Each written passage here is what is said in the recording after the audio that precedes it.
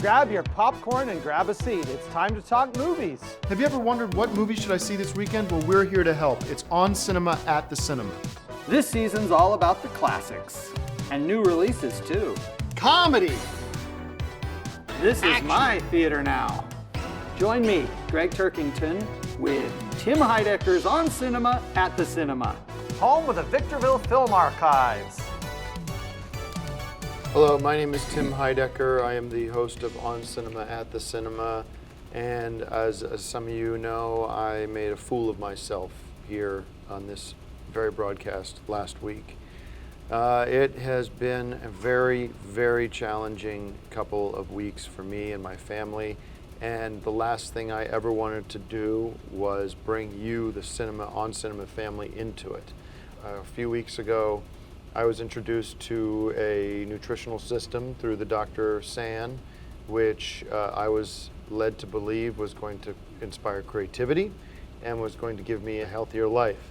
What it actually did, in fact, was cause me a tremendous amount of trouble, made me make some very, very bad decisions, which led to my wife leaving me and moving back to Japan permanently. And it led me to hurt you, my friend. It led me to do some terrible things to my band, Dakar. You didn't review the movies? And I told you I'm going to have this opportunity to explain myself. I went to after last week's taping, I went to the clinic and had my blood tested. And the doctor came in with his mouth wide open. He said he couldn't believe the substances that were in my body and the levels by which they were at in my body. There were high levels of speed, synthetic marijuana, synthetic cocaine, PCH, some PCH 9/11 or something like that. He said I would have been dead if I had not come in. Now let that sink in.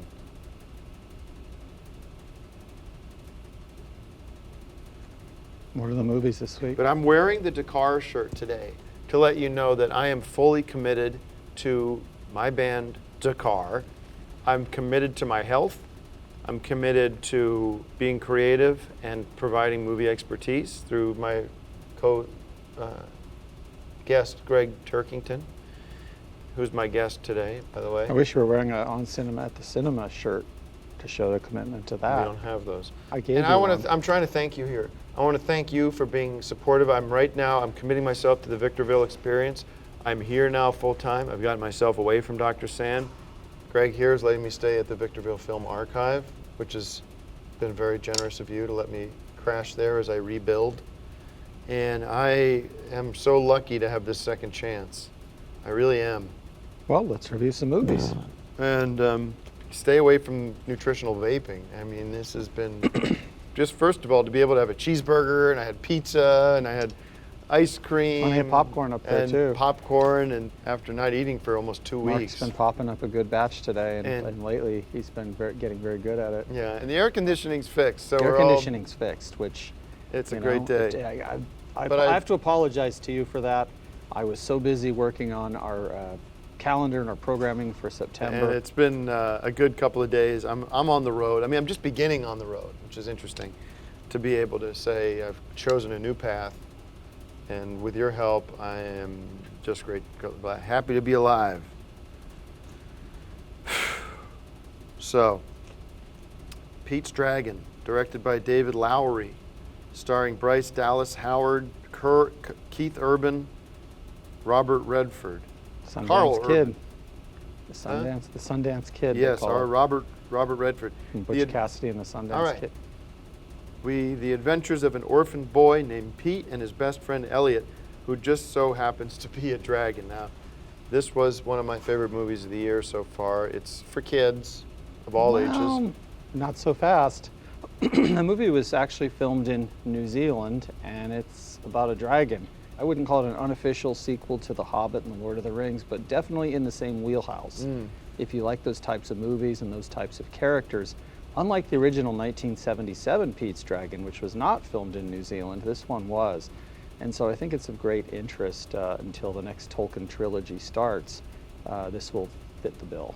I'm happy to know you. I'm happy to call you a friend too, because you're You know so much about movies, and getting to be around you is pretty cool. And this one was a remake of a film from 1977. In 1977, they didn't have the technology, the CGI technology, to make a film that would end up being timeless. And this Pete's Dragon 2016 has all the hallmarks of a film that will be timeless. And Well, I give it 5 bags of popcorn.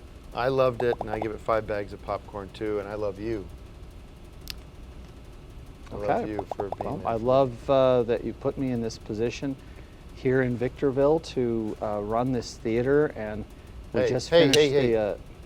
I want to tell you. I want to look me in the eyes. Mhm. Look me in the eyes. I want to tell you something. Your heart's beating like crazy. Here, look at me. Look at me. I looked at you plenty last week. Come here. Look me in the eyes. Look me in the eyes. I want to tell you. I love you.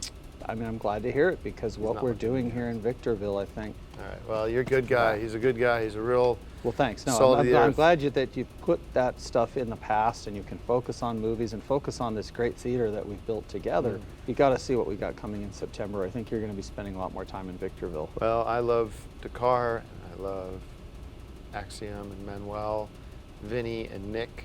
I love you guys if you're watching. I love Gregg, and I even love Ayaka, even though she's not speaking with me. And I'm really I happy think to be you'll love alive. the child. We'll see That where was that sad. goes. That was so sad. And again, Dr. San was at the center of that whole mess with what happened to your last child. But with him in our rearview mirror, I think we can move forward. I All right. think Ayaka will be happy to hear that Dr. San is out of your life. Well, I got you. I got your eyes here, so I love you. All right. Next, we have Sausage Party, directed by Gregg Tiernan. I didn't direct this one. No. Gregg Tiernan and Conrad Vernon. Directed by, starring James Franco, Kristen Wiig, Paul Rudd, Seth Rogen, Ant-Man. and Edward Norton. An animated movie, and we know that, about one sausage's quest to discover the truth about existence.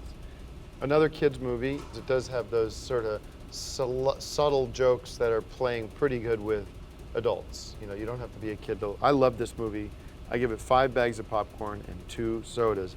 And they do use the FUCK words and the CUNT I heard a few times, BITH and SHIT. These are all words used in the movie, but so that makes it kind of interesting. Yeah, I mean, I don't think this is for kids of all ages. I think this is more for older teenagers, maybe from 13 up to 19, and then everyone past that age as well. The weird thing is that the sausages as characters to me weren't as compelling as the baby carrots, because it takes place in a supermarket.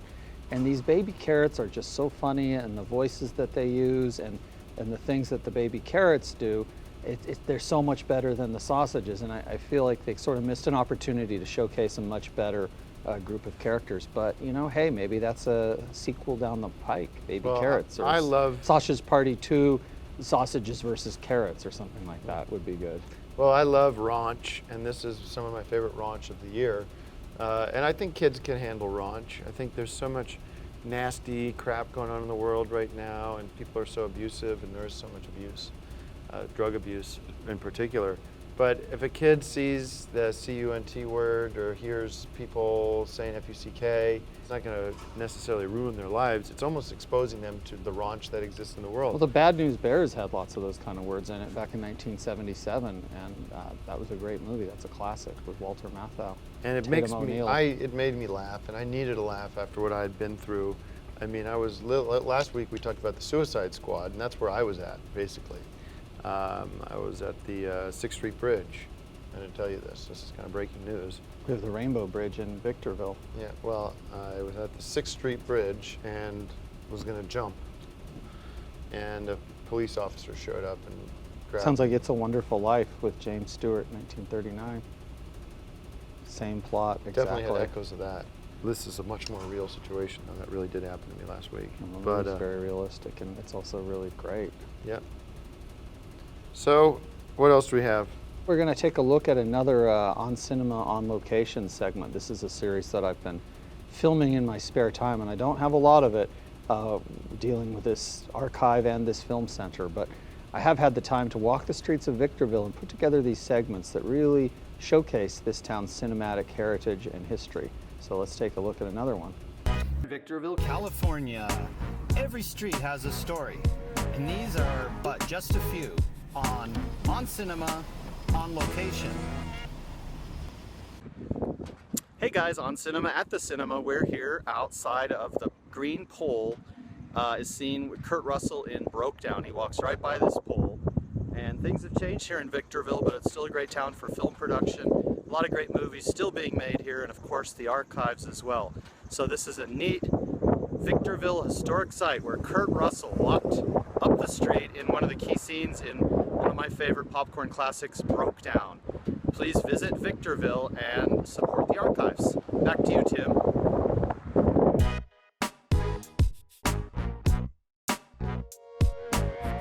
Keep saying broke down. Thank you for that, Greg. You keep saying broke down. This With Kurt Russell. Yeah. Breakdown was the name of the movie. I think that was the working title, and then when it went into theaters and stuff, it was Broke Down. I'd have to check, but I think they did use both titles. I recently saw it. It's on TV. It was Breakdown. All right. Thank you very much. Both Is there great anything movies. else?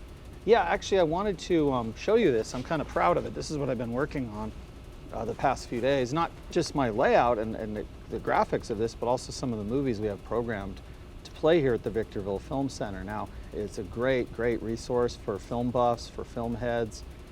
We've got a movie every night at 7 o'clock, and you can see our schedule and see if something piques your interest. It's $5 to get in. We've got great deals on popcorn and sodas, and different movie every night. So if you want to see 30 great movies over 30 great days, come on by the Victorville Film Center. And I hope that you'll check in and watch one of these films, Tim, because you haven't seen anything yet. But September 1st, we're kicking off that month with For Love or Money with Michael J. Fox, and I think you'd really like that one. All right. I'll see if I can make it.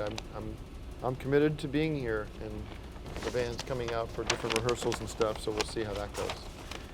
That's it for us on Cinema. Thanks again, and I do apologize one more time to everybody out there for my behavior last week. And what else can I say? But download Empty Bottle today and make my dreams come true. And we're still working on the new album, The Car. And you know, you're welcome to get more involved with the actual day-to-day operations of this film center. We, you know, Mark and I have a lot of good things going on here. So I think what I want to do is figure out a way where we can start. You can maybe just stay here full time. I'll be at the archive because there's just not. I'm still at the archive quite a bit myself because I'm bringing What moving about parts of the archive. What about moving the archive here? Well, I probably have 100 of the movies here right now already, just Great. because we're screening. Because the two cots right next to each other doesn't work.